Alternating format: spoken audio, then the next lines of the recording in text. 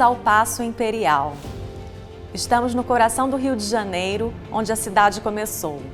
Localizado na atual Praça 15 de Novembro, no centro da cidade, o Paço Imperial é um edifício histórico que assumiu desde sua construção, no século XVIII, diversos usos e funções em seus 278 anos de existência. Imagine um lugar que foi criado para se tornar residência de importantes governantes, alojou por um bom tempo a família real, foi sede dos Correios e Telégrafos e, finalmente, no final do século passado, tornou-se um centro cultural com uma intensa programação. Mas antes de ser inaugurado como Casa dos Governadores, o terreno pertenceu aos frades carmelitas e abrigou a Casa da Moeda e o Armazém del Rei, um depósito onde se guardavam armas, munições e aparatos bélicos reais no final do século XVII.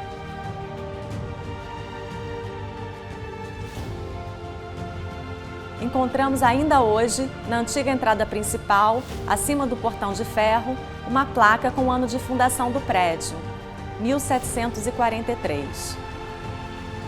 O Paço foi a primeira construção no Rio de Janeiro a usar vidros nas portas e janelas. Foi também atribuído a este local o lugar do primeiro registro fotográfico do Brasil e da América do Sul, provavelmente no dia 16 de janeiro de 1840, realizado pelo capelão francês Louis Comte. Na imagem, observa-se a fachada principal do Paço Imperial e o Largo da Polé, atual Praça 15 de Novembro. Neste vídeo, você poderá conhecer um pouco sobre a história e os diferentes usos que este monumento histórico assumiu desde sua construção, as diferentes modificações arquitetônicas ocorridas ao longo do tempo, até a sua transformação em Centro Cultural do Instituto do Patrimônio Histórico e Artístico Nacional, o IPHAN. O Paço Imperial, patrimônio tombado em 1938 pelo Serviço do Patrimônio Histórico e Artístico Nacional, o atual IPHAN, foi a primeira residência da monarquia portuguesa entre 1808 e 1822, quando Dom João de Bragança, futuro Dom João VI, deixa Lisboa com sua mãe, a rainha Dona Maria I, e se mudam para o Rio de Janeiro. Entretanto, este monumento histórico, antes de ser ocupado pela família imperial, já acumulava uma longa história. O início da construção se deu em 1738, pelo importante arquiteto José Fernandes Pinto Alpuim, que realizou diversas obras no período colonial. No período do Brasil Colônia, quando o atual Paço Imperial foi inaugurado, em 1743, como a nova Casa dos Governadores da Capitania do Rio de Janeiro, torna-se centro da política local e regional, bem como centro do comércio, e é usado como um local de depósito devido sua localização junto ao cais do porto. Com a chegada da família real e da corte ao Rio de Janeiro em 1808, sem local para moradia, passam então a ocupar o Palácio dos Vice-Reis, que passou a ser chamado de Paço Real até a proclamação da República. Para adequar-se às necessidades da família real e sua corte, o prédio passou por modificações e reformas que podem ser observadas nas maquetes da exposição permanente. Foi agregado o Convento do Carmo através da criação de um passadiço sobre a Rua Direita, atual Rua 1º de Março, para ser utilizado como acesso dos serviçais e também para os aposentos da rainha Dona Maria I e suas damas. Neste local, durante o período imperial, aconteceram importantes fatos históricos, como o Dia do Fico, em 9 de janeiro de 1822, quando o então príncipe regente Dom Pedro I declarou que não cumpriria as ordens da corte portuguesa, que exigia sua volta a Lisboa, ficando no Brasil. Foi numa dessas sacadas que anunciou: "Se é para o bem de todos e felicidade geral da nação, estou pronto. Digam ao povo que fico." Esta sala, atualmente chamada de Sala Mestre Valentim, é em homenagem ao escultor responsável pela construção do chafariz da Praça 15 de Novembro, que se tornou um marco na paisagem da cidade. No passado, serviu também de aposento para os vice-reis e mais tarde foi ocupada por Dona Carlota Joaquina e as princesas. Nesta outra sala, foi assinada a Lei Áurea pela Princesa Isabel no dia 13 de maio de 1888, abolindo a escravatura no Brasil, acompanhada pela multidão que aguardava ao lado de fora do paço. A partir de 1822, com a proclamação da República, o paço deixa de ser real e passa a se chamar imperial. Por ser considerado um lugar desconfortável, em razão do barulho da cidade e da falta de privacidade, a família real muda-se para a Quinta da Boa Vista e o paço permanece como local de trabalho.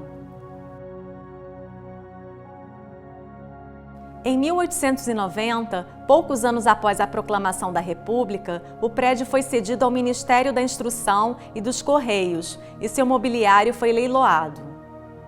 O edifício quase foi demolido para que no mesmo lugar fosse edificada uma nova sede do Poder Legislativo.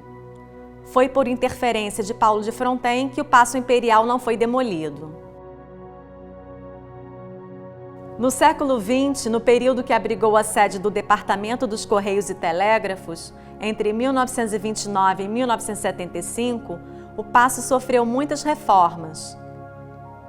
É possível atualmente encontrar a tipografia dos Correios e Telégrafos em uma das portas de ferro do Paço. No início dos anos 80, com a edificação descaracterizada e quase destruída, Aloísio Magalhães, diretor do IPHAN, inicia a campanha pela preservação do patrimônio histórico brasileiro. Depois de muitas conjecturas a respeito das possibilidades de utilização desse espaço, na época se determinou a escolha do nome Paço Imperial, para o que viria a ser um novo centro cultural, afirmando e defendendo a importância de um centro cultural público integrado à Praça 15. Devido à morte em 1982 de Aloísio Magalhães, o projeto de restauração foi levado adiante por Marcos Vilaça, seu sucessor no IPHAN, e a equipe do arquiteto Glauco Campelo entre 1982 e 1985.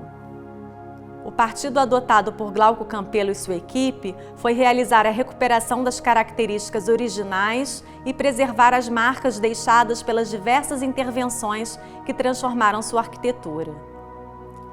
Anteriormente, cada etapa de obras correspondia ao desejo de dotar o edifício de um novo semblante, adaptando a um novo propósito que sobrepunha as funções precedentes. Agora, ao contrário, se buscava a reabilitação ou a revalorização das marcas deixadas pelas diferentes fases históricas e sucessivas intervenções. Observamos as marcas do passado em sua construção, como as pedras do chão desgastadas pelo uso, a presença de diferentes estilos como o colonial, o barroco, o neoclássico. Entretanto, não encontramos mais as pinturas que decoravam os tetos ou a decoração sofisticada e o rico mobiliário da época do Império. Durante a restauração do prédio, foi impossível recuperar o que já havia sido perdido. Diante das diferentes fases históricas e sucessivas intervenções, o que preservar? O desafio, entretanto, não se limitou a lidar com as dificuldades técnicas, seus aspectos arqueológicos e de restauro. Foi preciso estabelecer um equilíbrio sensível entre os valores e qualidades do monumento histórico enquanto bem cultural tombado e sua funcionalidade para o uso, sem desconsiderar a sua relação com o contexto cultural da nossa cidade. O projeto de restauração optou pela retirada do terceiro andar em estilo neocolonial que tinha sido construído na época em que o prédio foi ocupado pelos Correios e Telégrafos. Esta grande intervenção alteraria muito a imagem do paço que as pessoas conheciam, mas, por outro lado, colocaria em destaque a imagem barroca que caracterizava o edifício na época de Dom João VI, restaurando assim a sua forma arquitetônica de 1818. Houve a preocupação da equipe de restauro em estabelecer um diálogo com a cidade e com a população. Foram realizados diversos seminários e reuniões em universidades e centros culturais durante o processo de mais de 3 anos de restauro, com o objetivo de devolver à comunidade um edifício ligado à história da cidade e do país, com uma nova missão para o futuro. Diante do partido adotado pelos restauradores, podemos ver características barrocas, como as fachadas cenográficas voltadas para o mar e outra para a Praça 15, esta belíssima escada barroca e os aspectos neoclássicos, como vemos aqui. Outro exemplo a respeito das escolhas quanto ao restauro foi aqui. Onde não existia mais uma escada original, foi realizada uma intervenção, colocando uma escada moderna em aço e madeira, ao invés de recriar uma réplica semelhante à época do Império. Neste pátio voltado para o mar, antes da reforma de 1982, esta área estava completamente descaracterizada devido às reformas da época da ocupação dos Correios e Telégrafos.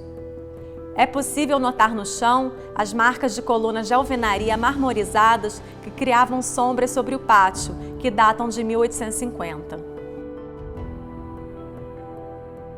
Assim, mais uma vez, aqui estamos diante de diferentes tempos, vestígios de épocas distintas, como também, na atual Sala dos Archeiros, que não foram encontrados registros que os restauradores pudessem utilizar.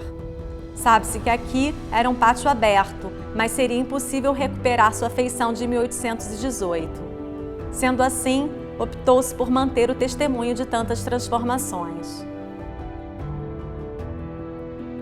Hoje, a sala com acústica privilegiada recebe concertos, peças de teatro, seminários e cursos de História da Arte, dentro da proposta de ampliação de atividades culturais no Paço Imperial. O trabalho de restauração do Paço Imperial, realizado pela equipe de Glauco Campelo, se tornou referência para outros centros culturais que se estabeleceram nas décadas seguintes em nosso país. Depois de restaurado, o Paço Imperial passa a ser uma instituição viva, sempre em transformação, com seu prédio e sua importância histórica recuperada para a cidade e o país. O edifício passa a funcionar como um centro cultural, recebendo importantes exposições de artistas brasileiros e internacionais, tornando-se referência para aqueles que querem conhecer a arte contemporânea. Circulando pelos diferentes espaços, como no pátio interno voltado para o mar, encontramos esculturas de artistas brasileiros em exposição permanente, como a escultura de concreto armado de Ivens Machado e a série da artista Celeida Tostes, com 41 peças em barro. Subindo a bela escadaria, emoldurada pelo portal em pedra de Lioz, nos deparamos com a obra de Olho de Freitas, contrastando com a arquitetura colonial. Na escada, que liga o 2º ao 3º andar, vemos a obra de Maurício Bentes.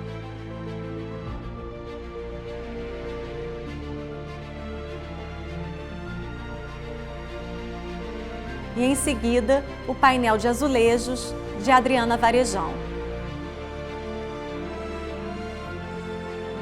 Desde 1985, o Paço Imperial tem apresentado espetáculos de música, teatro, dança, cinema, exposições de artistas brasileiros contemporâneos e internacionais, exposições sobre o patrimônio material e imaterial do nosso país, além de atividades educativas, seminários e palestras.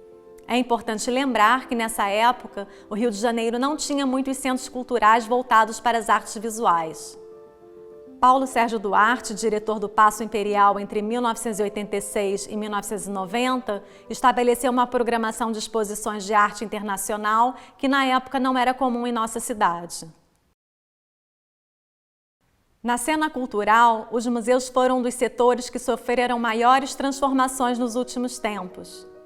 Deixaram de ser templos empoeirados do passado ao trazer para o seu interior o burburinho das cidades, com a multiplicidade de segmentos étnicos e sociais que as compõem. tornaram-se um fator de revitalização e desenvolvimento urbano e regional, desempenhando um importante papel estratégico de inclusão social, criação de cidadania e perspectiva para a melhora do ambiente. Deste modo, o Paço afirma sua vocação para a disseminação da cultura em nosso país de modo democrático, realizando inclusão e trocas culturais permanentemente. Entre 1992 e 2014, na gestão de Lauro Cavalcante, o Paço foi adequado a condições técnicas exigidas internacionalmente para a conservação de obras. Desde então, foi possível receber outras exposições internacionais, como do artista Henry Moore em 2005, que recebeu cerca de 150 mil visitantes em pouco mais de 2 meses de exposição. Ao longo da trajetória do Paço como centro cultural, aconteceram cerca de 700 exposições, como a retrospectiva do paisagista e artista Burle Marx, a instalação Teteia de Lígia Pape, apresentada pela primeira vez aqui, e a exposição Patrimônios do Norte, para citar alguns exemplos que mostram a diversidade da programação. As diversas salas, espaços internos e externos variados permitem que diferentes produções de arte sejam expostas e amplamente visitadas devido à sua localização e entrada gratuita. O Paço se tornou uma referência, contribuindo para a formação de um importante circuito cultural no centro da cidade do Rio de Janeiro, lugar de encontro com a diversidade cultural e debates democráticos. Além de espaços expositivos, o Paço dispõe de um café, uma livraria e a Biblioteca de Arte e Arquitetura, com acervo doado ao IPHAN em 1984 pelo arquiteto e historiador de arte Paulo Santos, que conta com cerca de 8.000 volumes e plantas antigas da cidade do Rio de Janeiro. Para conhecer mais sobre a história do Paço Imperial, ao visitá-lo pessoalmente, você encontrará a exposição permanente com informações sobre os momentos mais importantes de sua trajetória. Também encontrará, em cada ambiente ou sala, placas sinalizadoras com curiosidades históricas. É possível ainda obter na recepção o áudio-guia em português e inglês para ampliar ainda mais a sua experiência ao visitar este monumento histórico. Para visitá-lo, você pode consultar o site para mais informações.